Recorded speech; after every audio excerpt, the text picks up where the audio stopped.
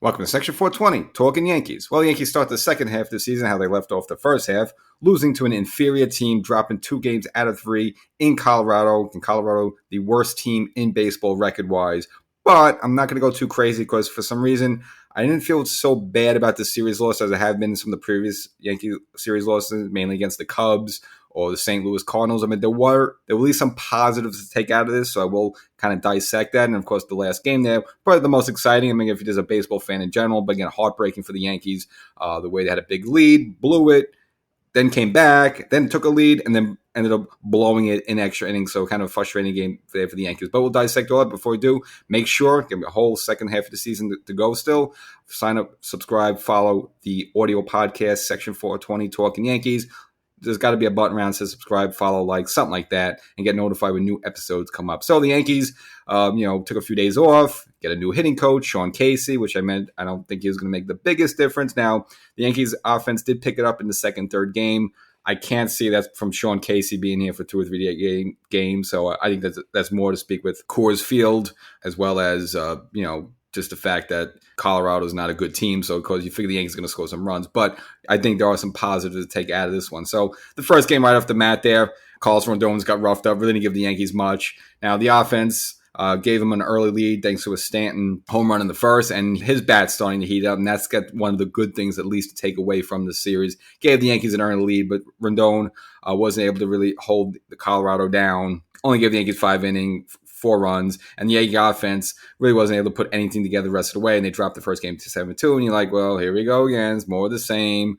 Who cares about Sean Casey there? And it's kind of weird for him to get all pumped up, for that Stanton home run, like as if he actually had any impact on that. But nevertheless, you just had a pit in the stomach, and you're kind of feeling in a lonely place. But then comes the second game, which, again, this is probably the part we like, where the offense came alive. And not only Stanton hitting another home run, just the way he hit the home run was a 94 mile per hour kind of outside pitch low and away, and he kind of did his tomahawked it into right field. So just good to see that type of power. And again, those are the type of home runs Stanton gets, where he kind of hits these awkward line drive home runs. But again, when he's going good, that's what he's able to do for the Yankees. And again, he hasn't been doing that for a while. But now you see him getting those home runs, and he kind of started in the Cubs series at home, hitting those 2 home runs in the lonely game the Yankees did win against the Cubs. So Stanton's bat's coming to life there. So that's one of the good things, as well as DJ LeMahieu hitting 2 doubles. This was the first time since May 27th he had multi-doubles in the same game, just to show again how slow and his bat has been.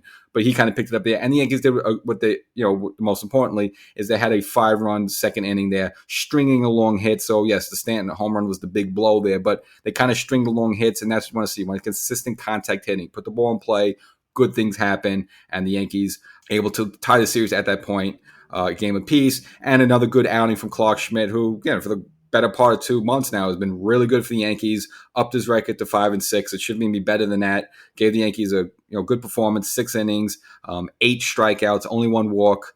Again, really good performance by Schmidt. And really his only blemish was a balk early in the game, which, whatever. Other than that, pretty solid for the Yankees. And you see the bats come to life, you like that. And then comes the second game, which is, again, I can understand why it's the most frustrating. You have Cole on the mound, he's dealing.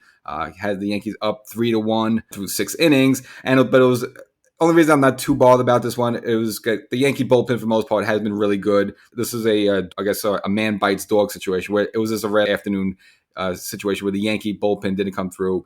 Tommy Kahnle, not fully effective, did have 2 outs, but loaded the bases up. Now, you could question Boone here going to Clay Holmes too early there in the 8th inning.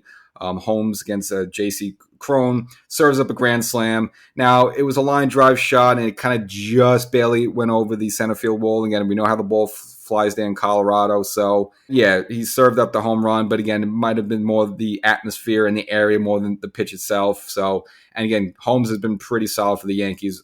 Again, same as Schmidt for the better part of 2 months. So, I can't put it down. And this is really the first maybe bad game, you say, where it wasn't like garbage, but probably Kahnle's worst performance so far since he's rejoined the team a couple of weeks ago. So as much as the loss is annoying, that it's more of the exception than the norm there. So that's why I'm not too bothered with this. But the Yankees blew some opportunities. Now, the Yankees, since that's the grand slam turned the score from 3-1 to 5-3, the Yankees did scratch and claw back. So you did like to see that, but some bonehead mistakes there.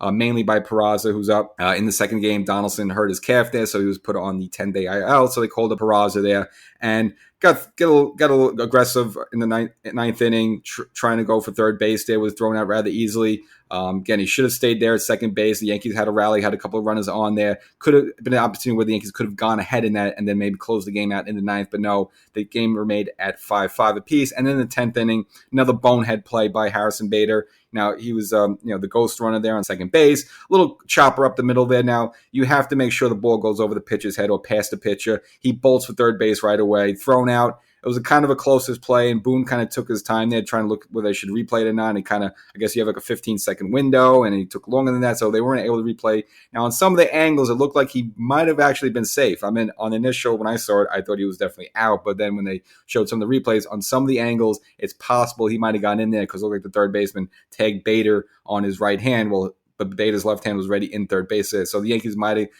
had a bad luck situation like that. But again, since they couldn't get a clean angle, Boone took long to get the replay. They couldn't get the replay, and the Yankees did nothing with that. Now, in the 11th, the Yankees actually went ahead, and again, it's otherwise probably the third more frustrating point of the game. The Yankees went ahead 7-5 thanks to hits by Oswaldo Cabrera as well as Peraza, who just got called up. So you figure, all right, 2-run lead, even with the ghost run, you like that. But then Nick Ramirez serves up a 2-run home run, a real backbreaker, heartbreaker, rips his stomach out, ties the game at that point, and then Rob Marinaccio gives up the game-winning home run. So if you're a Colorado fan, a thrilling win, terrible loss for the Yankees. But again, I'm just going to go back to just the state of the Yankees in general. If you want to look at this long-term, there were a lot of positive signs. At least you got some guys hitting, which we haven't seen for a while. The team's been looking stiff and dead. You got some Stanton hitting some home runs. DJ's bat coming up a little bit. Volpe continues to climb with his average and getting some good hits. You like to see the young guys, Oswaldo Cabrera and Peraza, contributing there. So, again, there was some positive takeaway from this, and this was a game where you just got to put on the Yankee bullpen. The Yankee bullpen blew it. They blew it with Canely, blew it Holmes. Nick Ramirez wasn't good, and Rob Marinaccio. Now, again, for the most part, we'll put Ramirez aside. He's kind of up and down just based on, whether it's a doubleheader or, someone's on the IL or nothing. But for the most part, again, Canely, Holmes, and Marinaccio have been good for the Yankees. So you guys got to chalk this up to this bad timing for them to have a bad game. They all seem to have a bad game at the same time, and it's just more of a luck thing, bad luck thing. That's why I don't feel as bad as this loss as I did when they lost against the Cubs. That one just put more of a pit in my stomach. This one, it stinks. It sucks. They dropped down to now last place, really technically tied. But I guess just the way, against the AL East, whatever. Yankees right now in last place in the AL East. The only good news is that, again, the Rays haven't fully run away from this totally. Now, Baltimore's on a 7-game win streak. But the Yankees are still hanging around a little bit where they're only 9 games back, where it's not too crazy for them to get this stuff together a little bit. If these hitters are starting to wake up, if Sean Casey, maybe he's we used to have like the horse whisperer, maybe he's the batter whisperer. I don't know. I can't see him making an impact. I think it more had to do with Colorado and the fact that Colorado's a bad team and bad pitches and you're going to beat them up a little bit. But again, good at least to see the offense come alive a little bit. Good to see Stanton starting to wake up with the home run ball. So that's good news there. And looks like Judge during the Colorado's second game there took some batting practice. Seems okay. No problems with the toes. Not seeming to bother him in the field. So he's working his way back. No timetable yet. But at least there's some positives around this team, which before the All-Star break was a lot of negativity. So you don't want to lose 2 out of 3 because it's a terrible team against Colorado. And, I kind of mentioned this maybe 2 episodes ago. This is really a soft schedule part of the season for the Yankees. I mean, St. Louis is a bad team. Baltimore, you have a 4-game series at home, but after taking the first 2, at a minimum, you want to take 3 out of 4 at home. But they kind of choke that away and lose the last 2 against the Cubs. Again, that's a team the Yankees should either sweep or take 2 out of 3. They drop 2 out of 3, and again, Colorado. They should be sweeping Colorado, but again, dropping 2 out of 3. Now, they go after this, head out to Anaheim to face the Angels for 3 games, and it's going to be Ohtani there. Now, Judge is not going to be on the field, so kind of loses a little bit of the luster there. Now, Ohtani needed to come out of the game the other day with a hurt finger, but it looks like he was able to play after that, so he's probably definitely going to be involved in the series against the Yankees. And for the Angels, they're just a couple games under 500. It's a throw up there. Yankees on the road, even though the Yankees have the better record at 50 and 44 there. It's kind of volley for serve.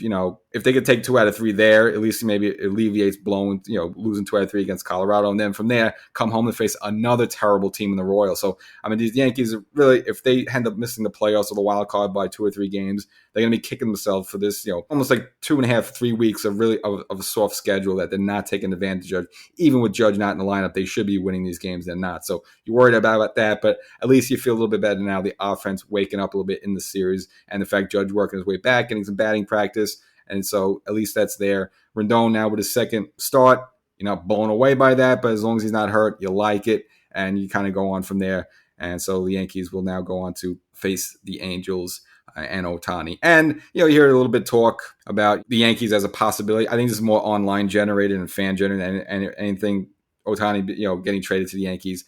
I cannot see that whatsoever. The Yankees are basically going to have to give up the farm. Literally the farm. And then, of course, when he's a free agent, you're going to have to give this guy like almost $500 million. Do the Yankees have the money? Technically, yeah, but I just don't see it happen. And who knows? Again, the Angels, they're probably out of it in terms of the AL West and even for the wild card. So they're probably going to move Ohtani.